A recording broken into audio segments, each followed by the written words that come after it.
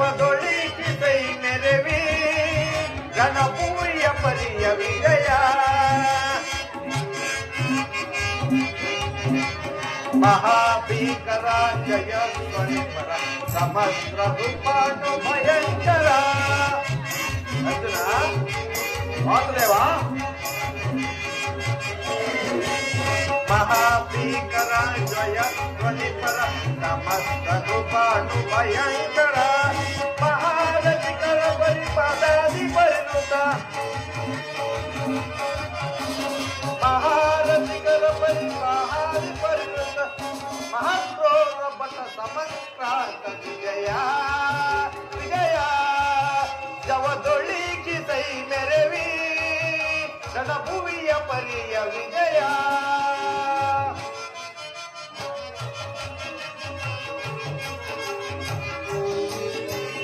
ಅಯುಧ ನವ ಅಯುಧ ಋಷಭ ಕುರುಗ ಮುರಿತ ಮುರಿತ ವಿದ್ಯ ಮಹಾದ್ರೋಹಿ ಭಟ ಮಹಾವಿಪಕ್ಷ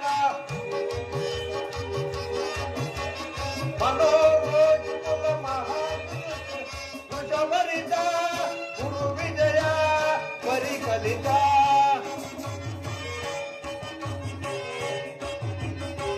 ವೃಷಭರಿತ ಗುರು ವಿಜಯ ಪರಿಕಲಿತ ವಿಜಯ ವಿಜಯ ಜವದೊಳಿಸಿದೈ ಮೆರವಿ ರಣಭುವಿಯ ಪರಿಯ ವಿಜಯ. ಅರ್ಜುನ ವಾಸುದೇವ ಈ ನಿಶ್ಚಯ ಅರ್ಜುನ ಇತ್ತ ನೋಡು ಕೌರವೇಶ್ವರನ ಚತುರಂಗ ಬಲ ಸೈನ್ಯ ಸಮೇತವು ಚಂಡಮಾರದಂತೆ ಉನ್ಮಿಖಿತವಾದ ಸಾಗದಂತೆ ಕಾಣುತ್ತಿದೆ. ಅತ್ತ ನೋಡು ಪಾರ್ಥ, ಕೌರವೇಶ್ವರನು ಪ್ರಿಯ ಕರ್ಣ ಅವನ ತಮ್ಮ ದುಶ್ಯಾಸನೊಡನೆ ಸೇನಾರಚನೆಯನ್ನು ಪರಿಶೀಲಿಸುವನು. ಅವನ ಹಿಂದೆ ಸೋಬಲದ ಶಕುನಿ ಇರುವನು. ಜೇರದನ ಬಲಗಡೆ ಒಂದೇ ವಿಧವಾದ ಚತುರಾಶ್ವರಥರಲ್ಲಿ ಕುಳಿತಿರುವವರೇ ಕೌರವರ 98 ಮಂದಿ ಸಹೋದರರು. ಅವರ ಪರಿವಾರದಲ್ಲಿ ದುರ್ಯೋಧನ ಮಕ್ಕಳು ಇರುವರು. ಅವರ ರಕ್ಷಣೆಗೆಂದು ಧನುರ್ಧಾರಿಯಾಗಿ ನಿಂತಿರುವನೇ ದ್ರೋಣನು. ದ್ರೋಣನ ಪಾಶದಲ್ಲಿ ವರ್ಕಲ ಧಾರೆಯಲ್ಲಿ ಇತ್ತ ಕಡೆ ನೋಡುತ್ತಿರುವನೇ ಅಶ್ವತ್ಥಾಮನು.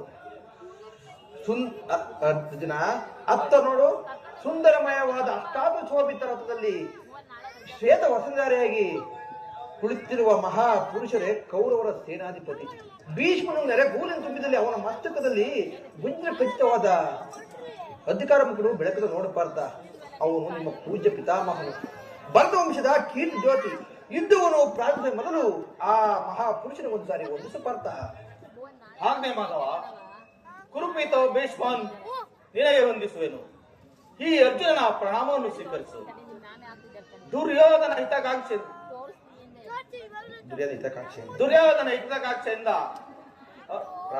ಪ್ರಾಣಗಳನ್ನು ತೃಣಪಾನವಾಗಿ ಇಟ್ಟಿರುವ ವೀರ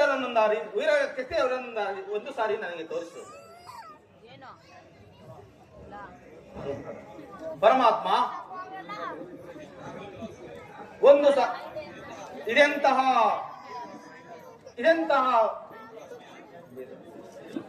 ಇದೆಂತಹ ಪವಿತ್ರವಾದ ಸಮಯ ಈ ನನ್ನ ಮನಸ್ಸಿನಲ್ಲಿ. ಅರ್ಜುನ, ಏಕೆ ಏನಾಯಿತು ಈ ರೀತಿ ವಿಚಿತ್ರವಾಗಿರವಲ್ಲ?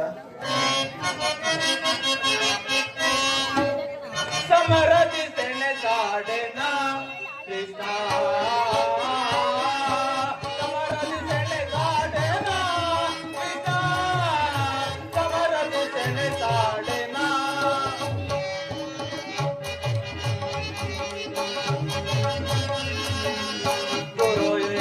ಗುರು ಬಾಂಧವರ ಶಿರ ಛೇದಿಸಲಾರೆ, ಗುರು ಬಾಂಧವರ ಶಿರ ಛೇದಿಸಲಾರೆ.